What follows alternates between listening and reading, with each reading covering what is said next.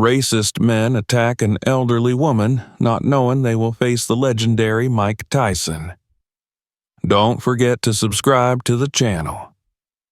The bustling Brooklyn market was alive with its usual symphony of sights and sounds. Vendors shouted over each other, advertising fresh fruits, vegetables, and street food. The aroma of roasted meat and spices hung heavy in the cool autumn air, mingling with the faint metallic tang of the city. Sunlight, weakened by the late hour, stretched long shadows across the crowded rows of stalls.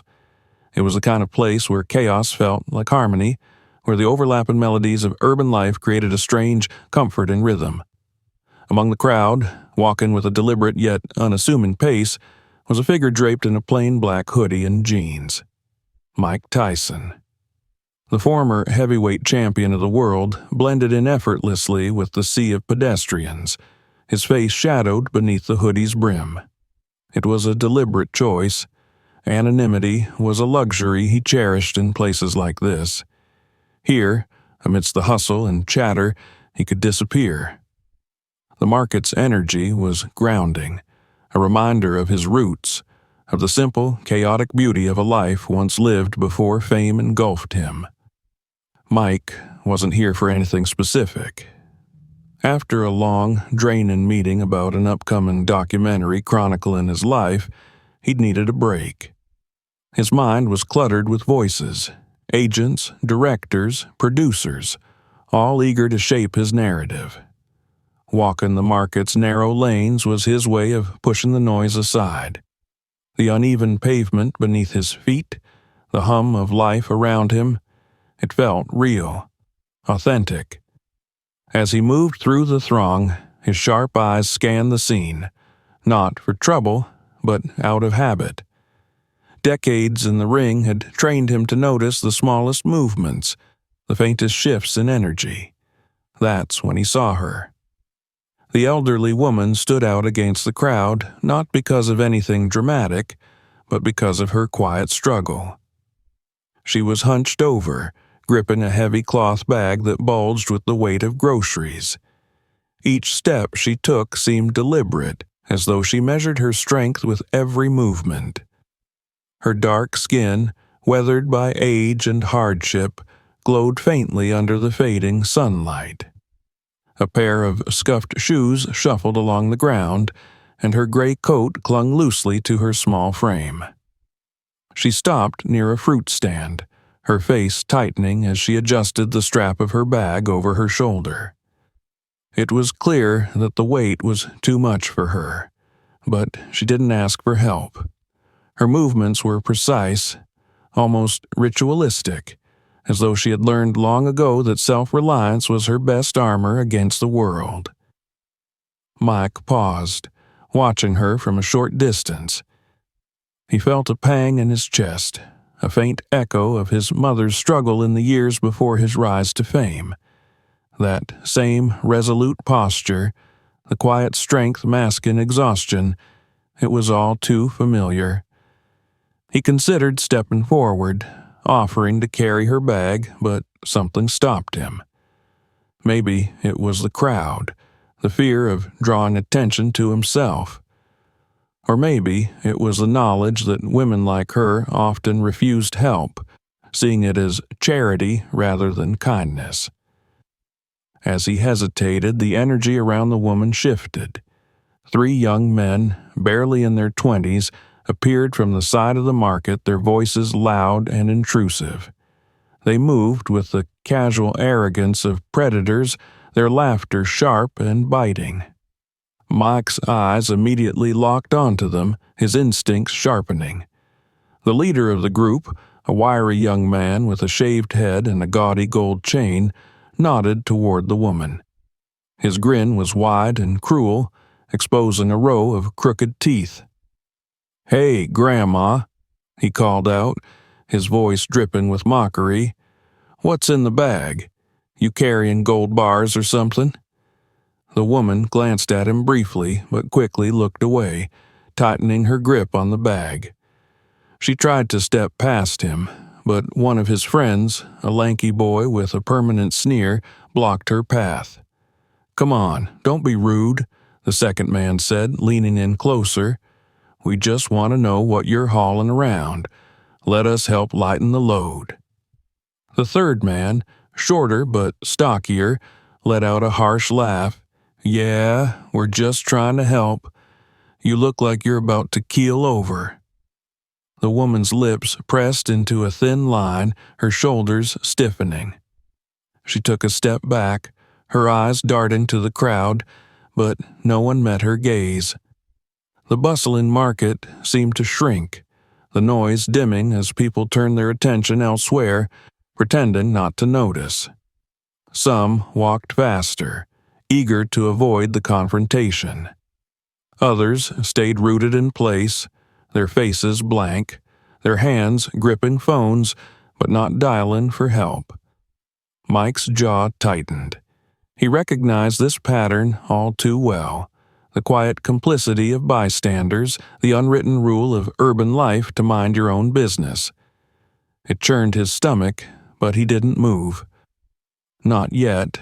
He wanted to see if anyone else would step forward, if someone else would break the unspoken pact of silence. "Hey, don't ignore us," the leader snapped, stepping closer to the woman. He reached out and grabbed the strap of her bag, yanking it roughly. The woman stumbled forward, clutching the bag tightly. Her voice, small but firm, broke through the air. "Leave me alone," she said. "I don't have anything for you." The leader laughed, a sharp, ugly sound. "Oh, I think you do. Come on, Grandma, share the wealth." Without warning, he shoved her shoulder, not hard enough to knock her down, but enough to make her stagger. Her bag slipped from her grasp, spilling apples and a loaf of bread onto the dirty pavement. The laughter from the young men grew louder as one of them kicked an apple, sending it rolling under a nearby stall. Mike felt his fingers twitch. His body, conditioned for decades to react, was already coiled like a spring. But still, he waited. His heart pounded in his chest, not from fear, but from the restrained fury building inside him. He scanned the crowd again, hoping, almost begging, for someone to step forward. A shopkeeper, a passerby, anyone. No one did. The leader bent down, picking up the fallen bag. "What's this? Looks heavy. Maybe you're hiding something good in here." The woman reached for the bag, her hands trembling, but he held it out of her reach. Nah, you gotta ask nicely," he sneered. "Say, please." Her voice cracked as she spoke. "Please, just give it back." The man smirked, shaking the bag like a toy. "Nah, I don't think so." Mike exhaled slowly, his decision made. He stepped forward, his hood still casting a shadow over his face. The movement caught the attention of the lanky man who nudged his leader. "Hey, someone's coming," he said, his tone laced with mock bravado. The leader turned, his grin faltering slightly as he saw Mike's imposing figure. "What's your problem, old man? This doesn't concern you." Mike's voice was calm, almost soft, but it carried the weight of steel. "It does now." The three men exchanged glances, their confidence wavering but not yet broken. The leader puffed out his chest, stepping closer to Mike. "You think you're some kind of hero? Why don't you walk away before you get hurt?" Mike didn't answer. His eyes, cold and unyielding, locked onto the leader. The silence stretched, heavy and suffocating. Around them, the crowd began to stir, the tension drawing eyes and murmurs. The leader took another step forward, raising his voice. "What, you deaf?" I said. Mike moved faster than anyone expected, closing the gap in a single step. His hand shot out, gripping the leader's wrist with a force that made the man yelp in pain. The bag fell to the ground, forgotten. "You've got two choices," Mike said, his voice low and deliberate. "Apologize or regret it." The leader's bravado cracked as pain shot through his arm. His friends froze, their laughter replaced by uncertainty. The market's chaos seemed to pause, all eyes now on the man who had finally stepped forward. And Mike was just getting started. The air seemed to crackle with tension as Mike's imposing figure loomed over the young men. His grip on the leader's wrist was firm but controlled, his movements calculated. Around them, the market's once bustling energy had shifted. Vendors stopped mid-sentence, their shouts of discounted produce replaced by a tense silence. Shoppers paused with bags in hand, some craning their necks to see, others deliberately averting their eyes. The unspoken rule of urban life, don't get involved, was being tested, and no one seemed willing to break it. The leader, his earlier bravado melting into something closer to fear, twisted his wrist in an attempt to break free. Mike didn't budge, his hand a vice. The leader's friends exchanged uneasy glances, their smirks faltering as the reality of the situation began to settle in. "Hey, man," the lanky one said, his voice edged with nervousness. "Let him go. We don't want any trouble." Mike's gaze shifted to him, cold and piercing, but he didn't release his grip. "Then you shouldn't have started any." The leader, despite the clear disparity in strength, refused to back down completely. He tried to muster the last scraps of his confidence, puffing out his chest as he sneered through gritted teeth. "You think you're tough, old man?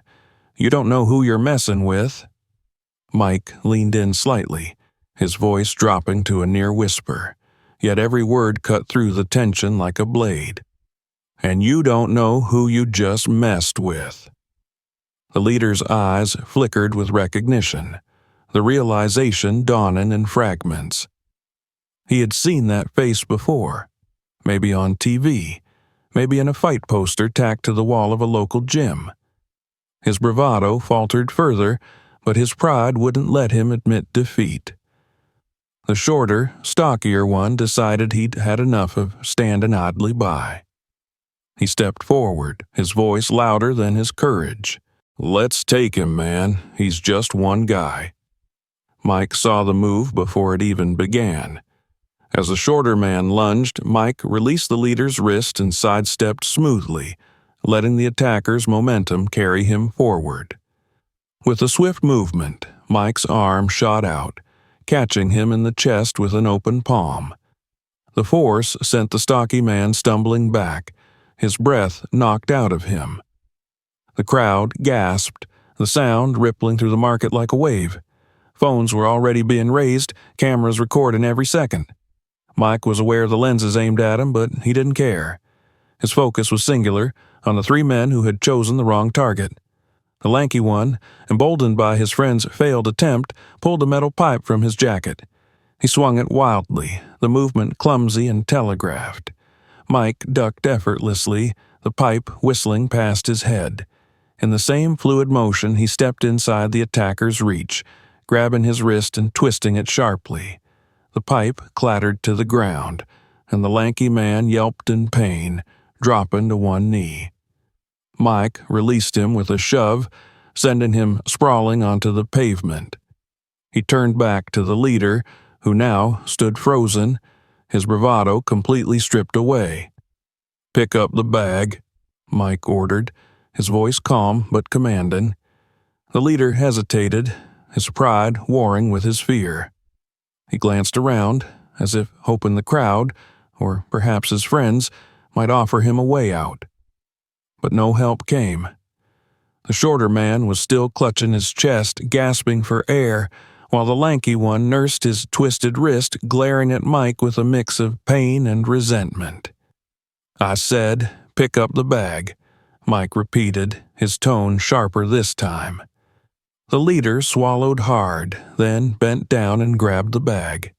He held it out toward the elderly woman, his hand trembling slightly. "Here," he muttered, barely above a whisper. Mike stepped closer, his towering presence forcing the younger man to shrink back. "Not like that," he said. "You hand it to her, and you apologize." The leader's face burned with humiliation, but he obeyed. Turning to the woman, who had been watching the scene unfold with a mix of shock and gratitude, he extended the bag toward her. I'm sorry," he stammered. "Louder," Mike demanded. "I'm sorry," the leader said, his voice cracking as it rose. The words hung in the air, a stark contrast to the mocking tone he'd used just moments ago. The elderly woman hesitated before reaching for the bag. Her hands were still trembling, but there was a quiet dignity in her movements as she accepted it. She looked up at the leader, her eyes filled with both weariness and strength. "You should be ashamed of yourself," she said softly, her words carrying more weight than any shout could. The leader's head dropped, and he muttered something under his breath before stepping back. Mike's eyes followed him, unblinking, until the younger man looked away entirely, unable to hold his gaze. The crowd, which had been holding its collective breath, began to stir. Murmurs spread through the onlookers, a mix of admiration and unease. Some clapped tentatively, while others hurriedly pocketed their phones and moved on, not wanting to be part of whatever might come next. "Go," Mike said, his voice low but firm, directing the three men away. "And if I ever see you pulling something like this again—" He didn't finish the sentence. He didn't need to. The look in his eyes said more than words ever could. The young men scrambled to their feet, retreating quickly into the crowd and disappearing from view. Mike turned back to the elderly woman, his expression softening. "Are you all right?" he asked. She nodded, her voice barely above a whisper. "Yes, thank you." Mike bent down, gathering the spilled apples and placing them back into her bag. "Let me carry this for you," he said. "Where are you headed?" The woman hesitated, then gave him an address a few blocks away. "It's not far," she said, though the strain in her voice suggested otherwise. Mike smiled gently. "Then let's get you home." As they began walking, the market gradually returned to its usual rhythm. Vendors resumed their shouts, and shoppers returned to haggling over prices. But the energy had shifted. Whispers followed Mike and the woman as they made their way through the crowd. People pointed, some in awe, others in disbelief. The phones that had captured the confrontation were already buzzing with uploads, the footage spreading like wildfire. Mike ignored it all. His focus was on the woman beside him, who walked a little taller now, her grip on the bag firm but no longer desperate. He didn't care about the cameras, the murmurs, or the inevitable headlines that would follow. In that moment, all that mattered was that she was safe. And for Mike, that was enough. The walk to Mrs. Williams' home began in silence, broken only by the shuffle of feet and the faint hum of activity that still buzzed through the Brooklyn streets behind them. Mike carried her bag effortlessly in one hand, its weight insignificant to him but an unbearable burden for her moments ago. Beside him, the elderly woman moved slowly, her hands clutching her coat as if for protection, her eyes darting nervously around. The commotion of the market was fading behind them, but the adrenaline from the confrontation lingered. The cameras, the whispers, the tension, it all played back in Mike's mind like a reel on repeat. He had faced countless fights in his life, battles both physical and emotional, yet this one left a strange taste in his mouth. It wasn't the thrill of victory or the satisfaction of putting bullies in their place. It was something heavier, something deeper. "You didn't have to do that," Mrs. Williams said quietly, breaking the silence.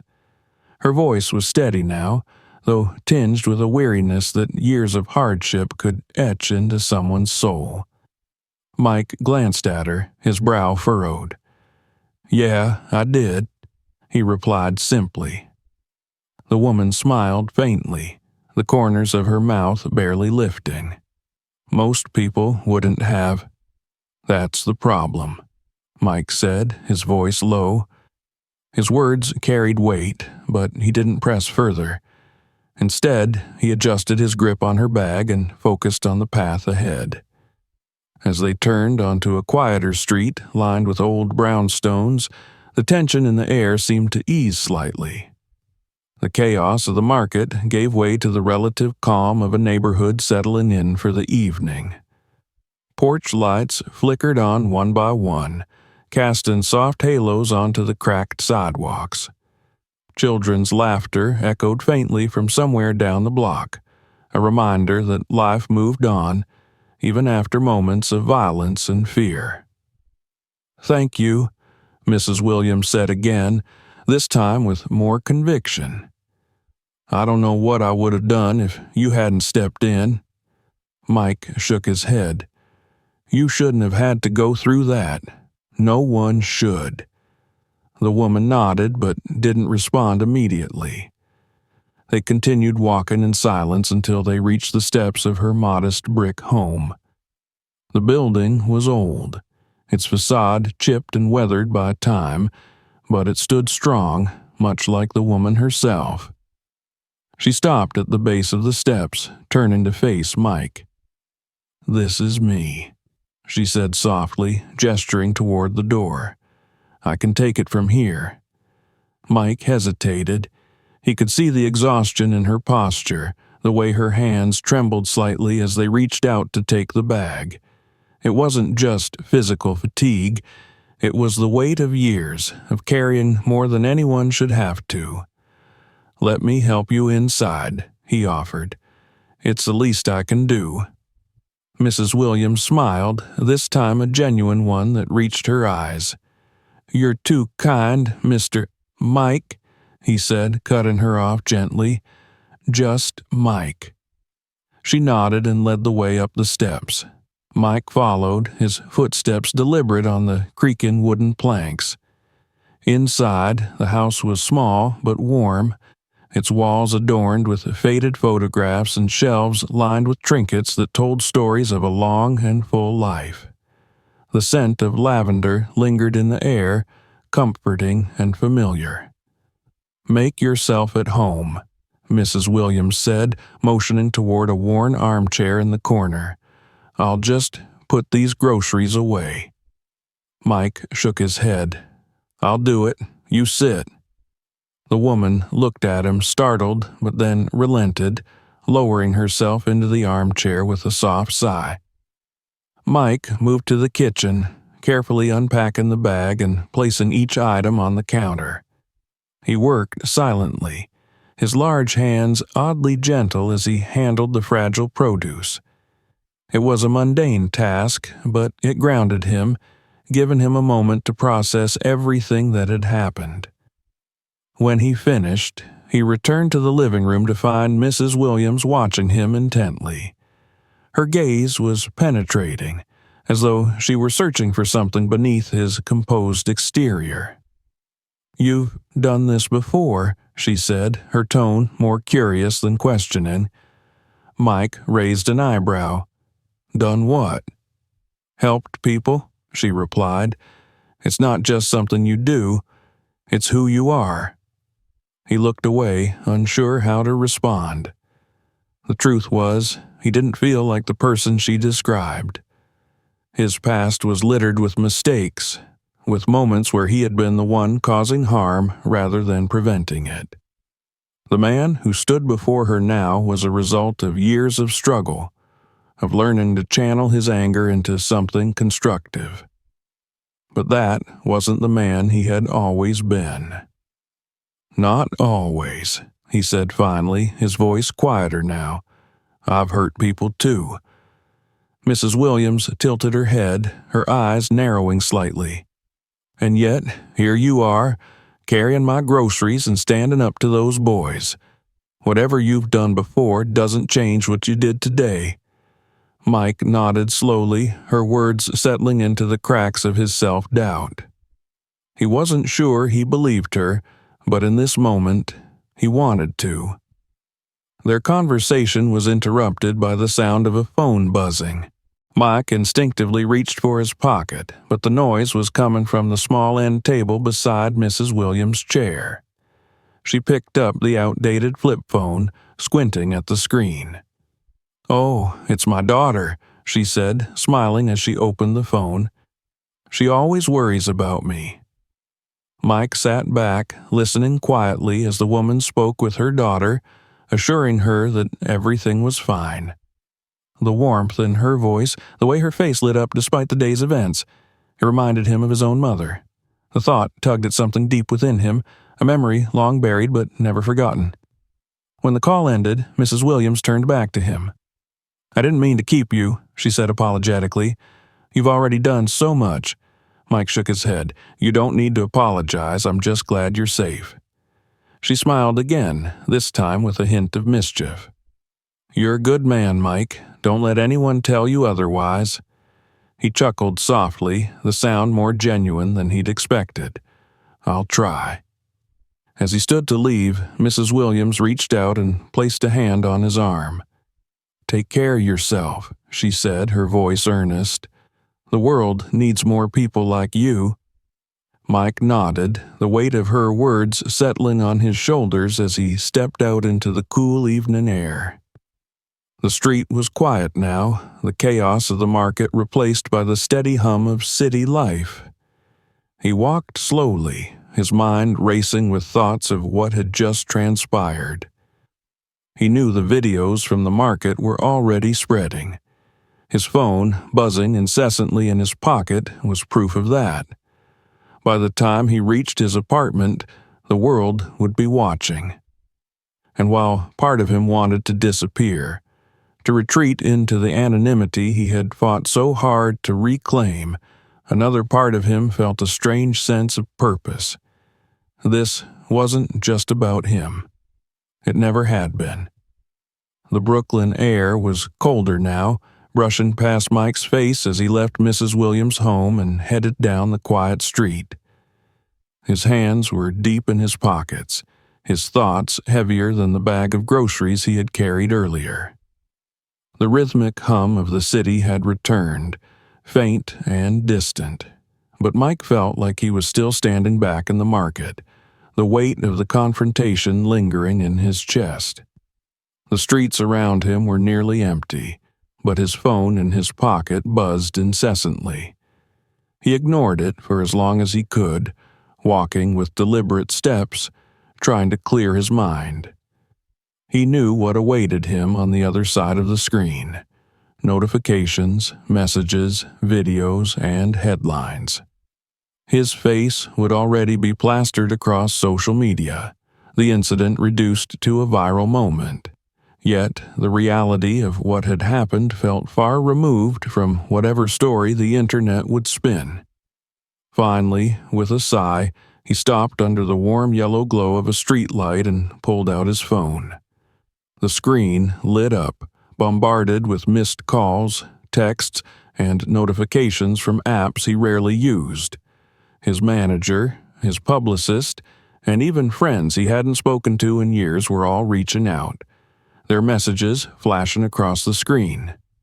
One from his manager read, "Mike, call me ASAP. This is going viral. We need to talk damage control." Another from his publicist, "Mike, you're trending. Call me before the media spins this out of control." He scrolled further. His friends' messages were more casual, though no less insistent. "Yo, Mike, that was badass. You really laid them out." "Saw the video. You're a hero, man." "Damn, Mike, still got it, huh?" Mike's jaw tightened. The word hero kept appearing, a title he didn't want and didn't feel he deserved. This wasn't about heroism. It was about doing the bare minimum, stepping in when no one else would. He didn't need or want applause for that. What he wanted was for people to stop looking the other way when they saw something wrong. The notifications from social media were worse. His name was trending across multiple platforms, videos of the altercation spreading like wildfire. One headline read, "Mike Tyson stops racist attack in Brooklyn Market, real-life action hero." Another, "Mike Tyson knocks out racists in viral video." The clips themselves were a flurry of shaky camera angles and hurried commentary. Some focused on Mike's calm but deadly demeanor as he confronted the young men. Others zoomed in on the chaos of the fight, capturing the moment when Mike disarmed the one with the pipe and sent him sprawling. The captions ranged from celebratory to critical, with some praising his actions while others questioned whether he had gone too far. Mike shook his head, his grip on the phone tightening. None of it felt real. The sanitized, shareable version of events couldn't capture the raw fear in Mrs. Williams' eyes or the gut-wrenching realization that no one else in the market had stepped up to help her. The internet didn't care about the truth, it cared about clicks, likes, and shares. He stuffed the phone back into his pocket and continued walking, his mind restless. The weight of his past clung to him like a shadow, whispering doubts he thought he'd left behind. He had spent years trying to rebuild himself, to move past the mistakes that had defined him for so long. And yet, moments like this reminded him of how easily the world could reduce him to a caricature, either the invincible fighter or the uncontrollable beast. As he turned onto a quieter street, his thoughts drifted back to Mrs. Williams. Her trembling hands, her quiet dignity in the face of humiliation, it all stuck with him. He wondered how she was doing now, whether she felt any safer after what had happened.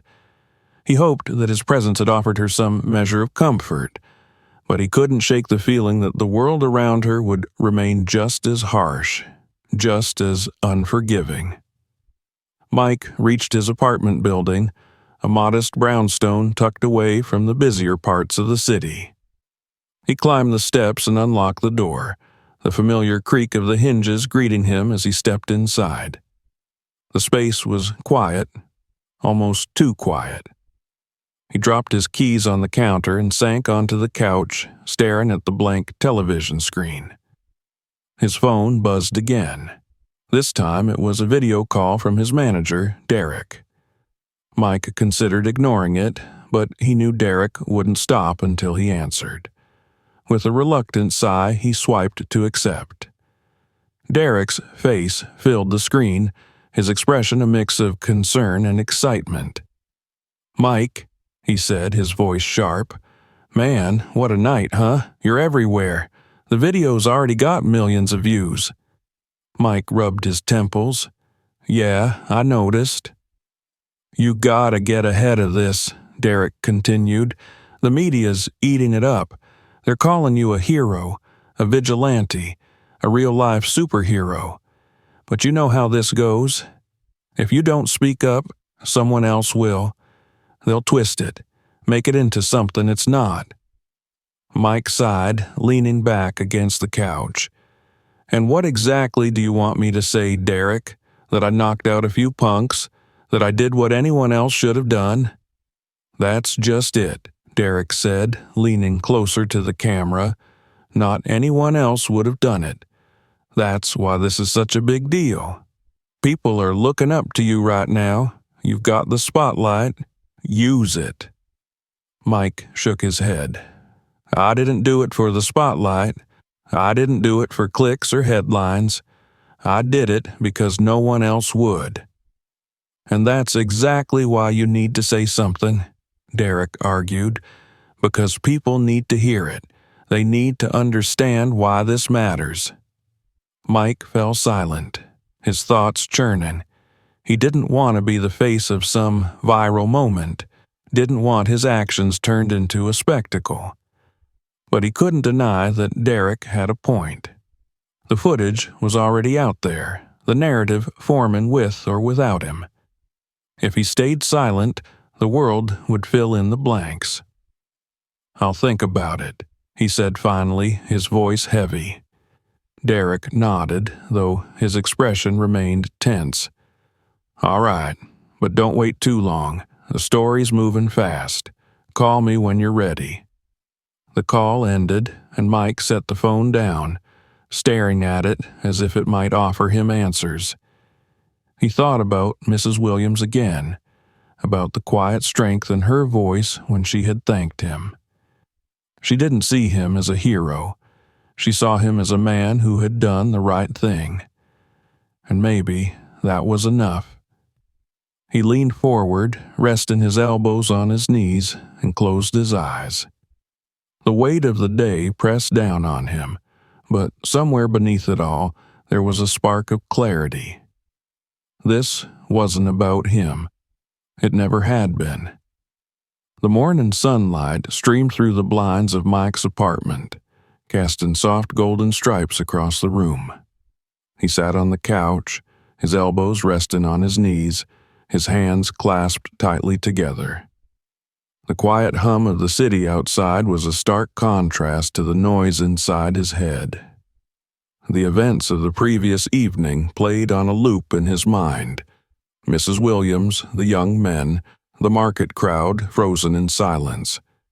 His phone buzzed incessantly on the coffee table, a relentless stream of notifications that he couldn't bring himself to check.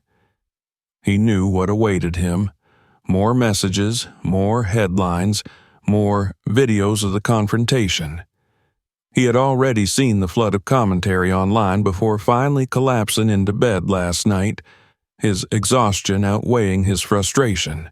But now, in the harsh light of day, it was impossible to ignore.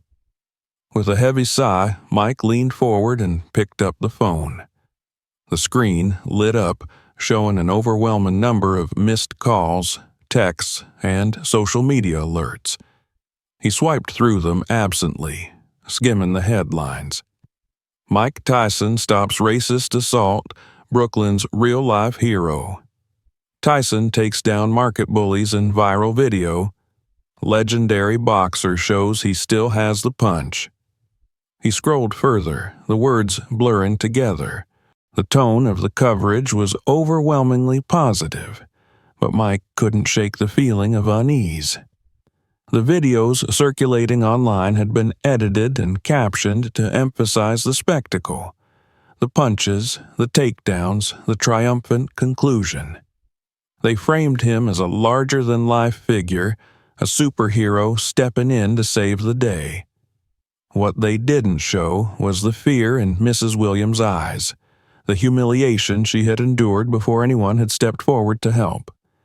They didn't capture the uneasy silence of the crowd, the bystanders who had chosen to watch instead of act, and they certainly didn't show the quiet conversation he had with her afterward, the weight of her gratitude mixed with the pain of a lifetime of enduring such moments. His phone buzzed again, jolting him from his thoughts. It was a call from his publicist, Lisa. Mike hesitated for a moment before answering, bracing himself for the inevitable onslaught.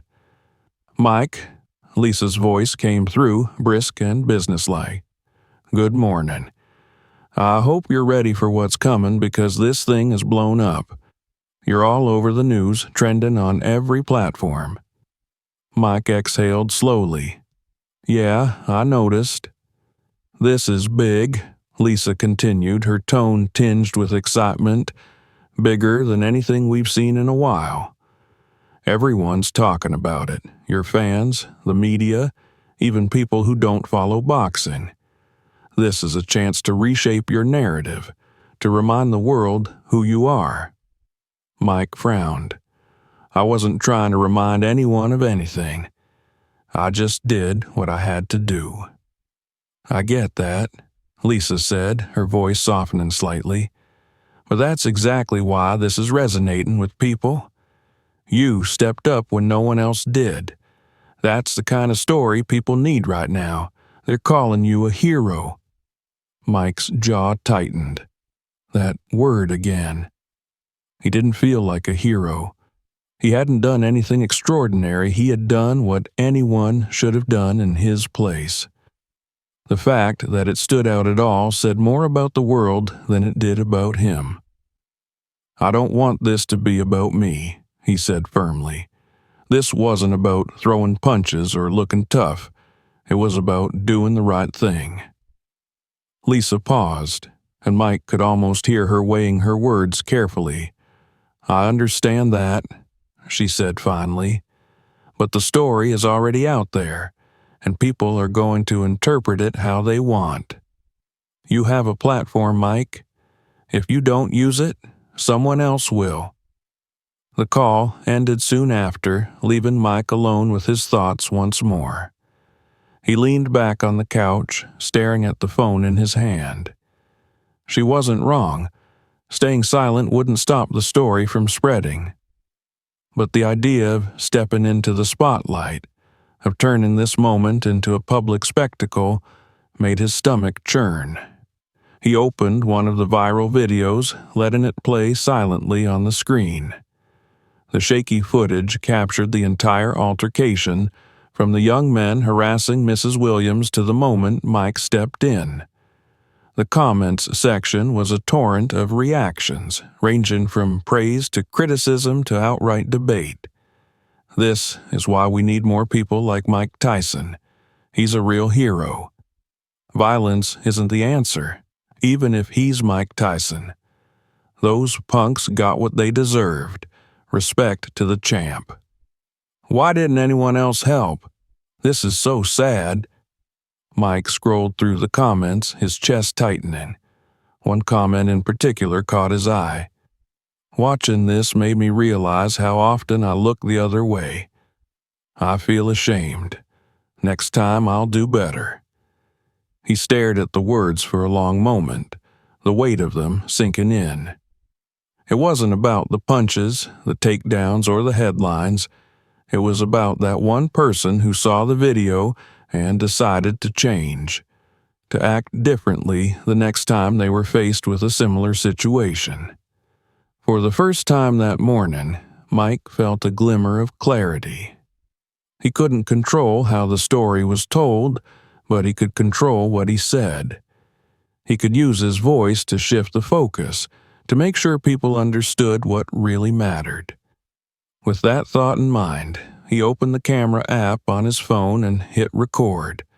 The screen framed his face, weathered and serious, his eyes steady as they locked onto the lens. "By now, most of you have seen the video," he began, his voice calm but firm.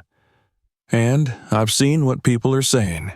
They're calling me a hero, saying I did something special. But I'm here to tell you, that's not the story."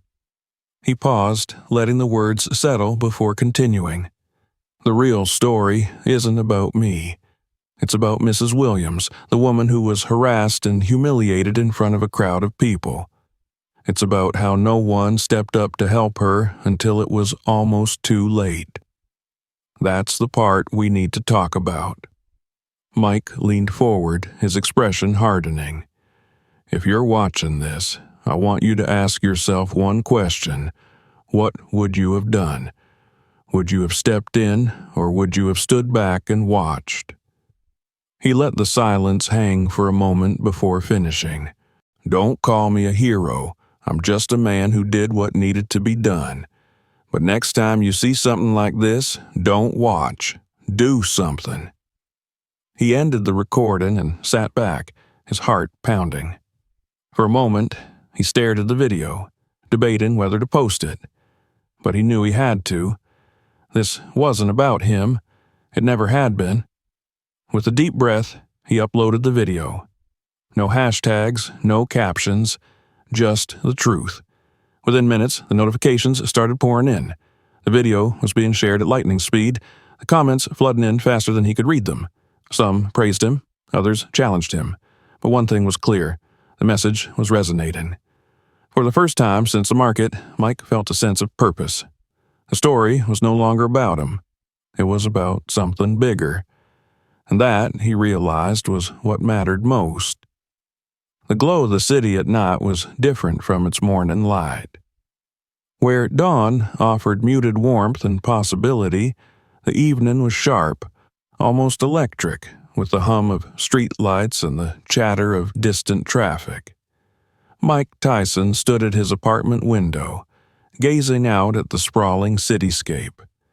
His reflection stared back at him from the glass, a face weathered by time and experience, eyes carrying the weight of countless battles, both in and out of the ring. His phone buzzed again on the counter behind him, the endless stream of notifications a constant reminder of the chaos his life had become over the past 24 hours. The video he had posted earlier was everywhere now. News outlets had picked it up, and the hashtag #Don'tWatchAct was trending across social media. People were sharing their own stories, posting messages of support, and debating the nuances of what it meant to intervene in moments of injustice. Mike turned away from the window and sat down on the couch, his movements deliberate. He picked up his phone, scrolling through the latest comments on his video. Many were positive, praising his message and calling him an inspiration, but others were more critical, questioning his use of force or accusing him of using the moment to revive his public image. One comment in particular caught his attention. "It's easy for someone like Mike Tyson to step in. He's a boxer, a celebrity. What about the rest of us? What can we do?" Mike frowned, his thumb hovering over the screen. He had anticipated questions like this, but hadn't fully prepared for the weight they carried. It was true. He was no ordinary man. His presence alone could intimidate others into compliance, but that didn't mean the responsibility to act should fall solely on people like him. His thoughts were interrupted by a soft knock at the door. He hesitated, his brow furrowing. He wasn't expecting anyone. Rising from the couch, he crossed the room and opened the door cautiously. Standing there, bundled in a heavy coat and clutching a small tin of cookies, was Mrs. Williams. "Good evening, Mike," she said, her voice warm but tentative. "I hope I'm not bothering you." Mike's stern expression softened immediately. "Not at all," he said, stepping aside to let her in. "What brings you out this late?" Mrs. Williams entered slowly, her movements careful. She set the tin on the counter and turned to face him, her hands clasped in front of her. "I wanted to thank you properly," she said, "not just for what you did at the market, but for everything after, for walking me home, for your kindness." Mike shook his head, leaning against the counter. "You don't need to thank me," he said. "I just did what anyone should have done." The elderly woman smiled faintly, her eyes full of quiet wisdom. "That may be true," she said, "but not everyone does. And that makes all the difference." Her words hung in the air, filling the room with a sense of gravity. Mike felt a lump form in his throat, though he couldn't quite explain why. He nodded slowly, gesturing for her to sit. They settled into the small living room, the hum of the city outside providing a gentle backdrop.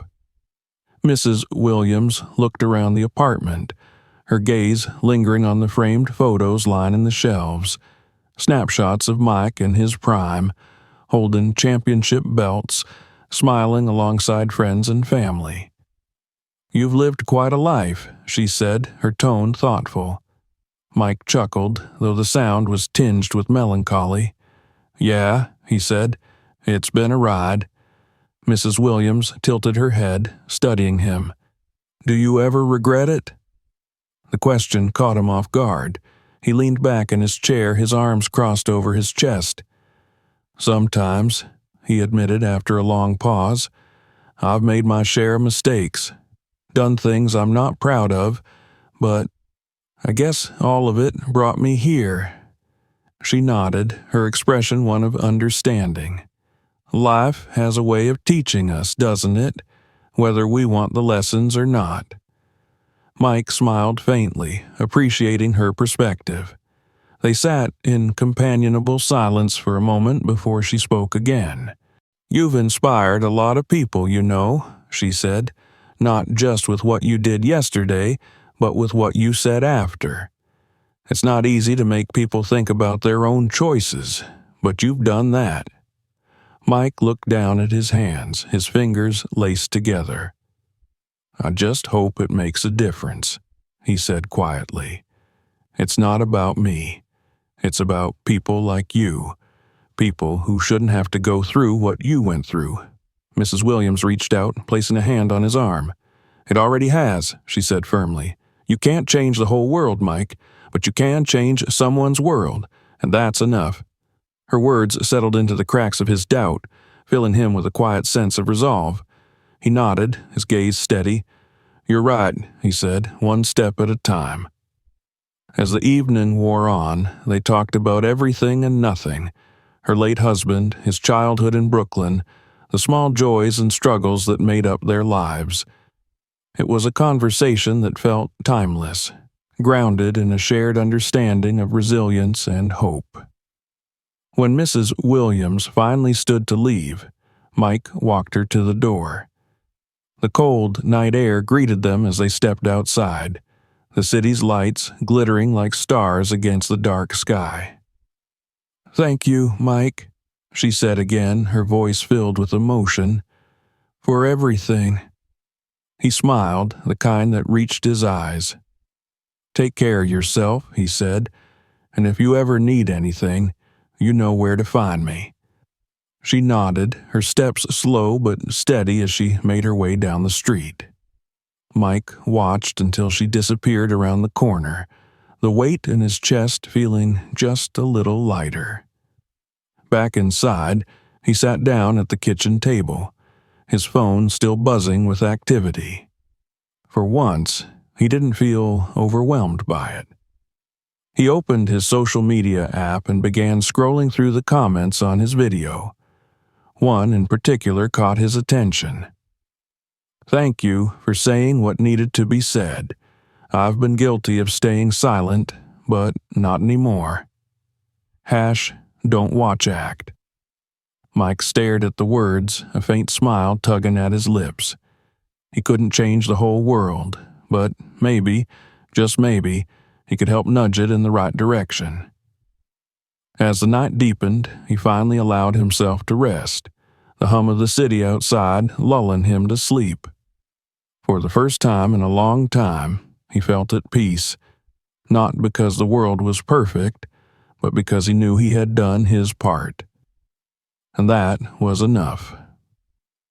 Thank you for watching this powerful story.